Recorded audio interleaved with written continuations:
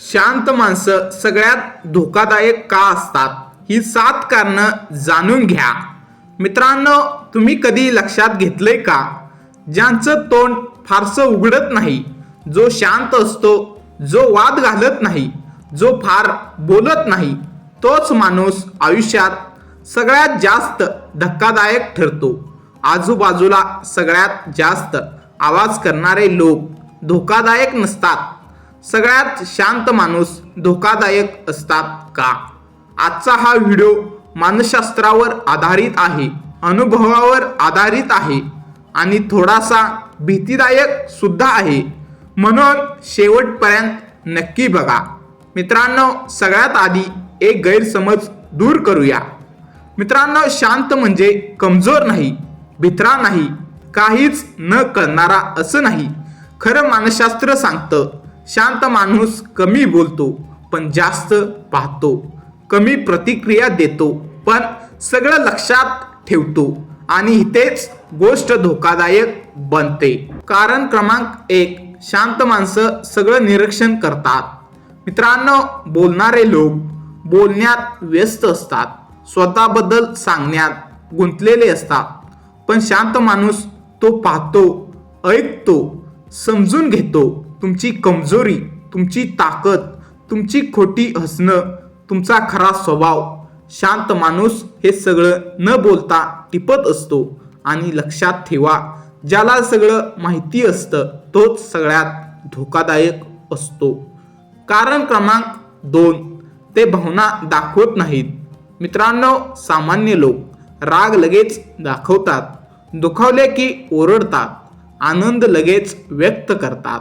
पण शांत माणूस आतून सगळं सहन करतो, बाहेर शांत दिसतो.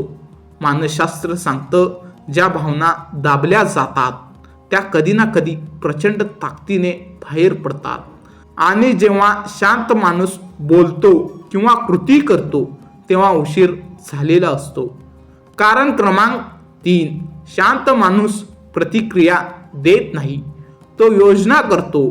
हे फार महत्त्वाचं आहे. बोलणारा माणूस लगेच प्रतिक्रिया देतो, लगेच भांडतो, लगेच निर्णय घेतो. शांत माणूस वेळ घेतो, विचार करतो, परिस्थिती समजून घेतो आणि मग अचूक ठिकाणी अचूक पाऊल टाकतो. म्हणून लक्षात ठेवा, जो शांत आहे तो कमकुवत नाही, तो तयारीत आहे. कारण क्रमांक 4, शांत माणसं स्वतःवर प्रचंड नियंत्रण ठेवतात. मित्रांनो, स्वतःवर नियंत्रण ठेवणं ही फार दुर्मिळ ताकद आहे. शांत माणूस रागावर नियंत्रण ठेवतो, शब्दांवर नियंत्रण ठेवतो, भावनांवर नियंत्रण ठेवतो. आणि ज्याचं स्वतःवर नियंत्रण आहे त्याच्यावर कोणाचंच नियंत्रण नसतं. हीच गोष्ट त्यांना धोकादायक बनवते. कारण क्रमांक 5, ते गरज पडल्यावरच बोलतात. मित्रांनो, शांत माणूस प्रत्येक गोष्टीवर मत देत नाही, प्रत्येक वादात उडी मारत नाही. पण जेव्हा तो बोलतो तेव्हा सगळे ऐकतात. कारण त्याचे शब्द मोजके असतात, अनुभवातून आलेले असतात आणि थेट मनाला लागतात. शब्द कमी पण वजनदार. कारण क्रमांक 6, शांत माणसं अचानक बदलतात. मित्रांनो, ही गोष्ट थोडी भीतीदायक आहे. शांत माणूस बराच काळ सहन करतो, दुर्लक्ष करतो, शांत राहतो. पण एक दिवस तो बदलतो आणि तो बदल अचानक असतो, पूर्ण असतो, परत मागे न फिरणारा असतो. म्हणूनच लोक म्हणतात, तो माणूस आधी असा नव्हता. पण खरं म्हणजे तो नेहमीच तसाच होता, फक्त शांत. कारण क्रमांक 7, शांत माणसाकडे गमावण्यासारखं काही उरत नाही. ही सगळ्यात धोकादायक अवस्था आहे. जेव्हा माणूस खूप सहन करतो, खूप गमावतो, खूप अपमान सहन करतो, तेव्हा एक टप्पा येतो, आता काहीच फरक पडत नाही. आणि ज्याला काहीच फरक पडत नाही तोच सगळ्यात धोकादायक असतो. मित्रांनो, शांत माणसं आतून खूप मजबूत असतात. मित्रांनो, शांत माणूस कमकुवत नसतो, तो खोल असतो. समुद्र शांत असतो पण खोलीत प्रचंड ताकद असते. आवाज करणारे लोक वरवर जोरात असतात, पण आतून पोकळ असतात.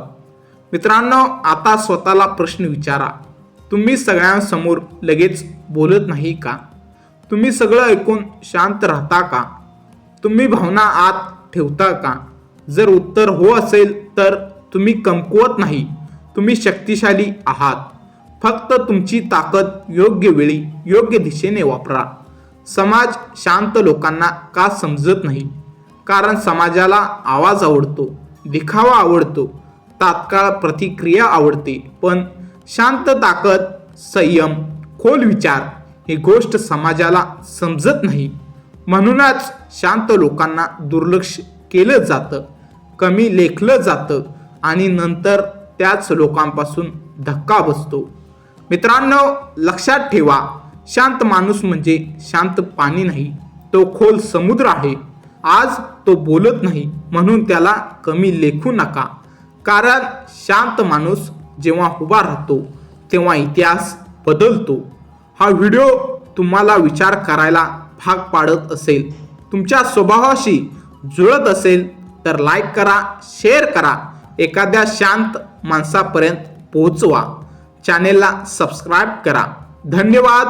शांत रहा पण कमजोर कधीच राहू नका.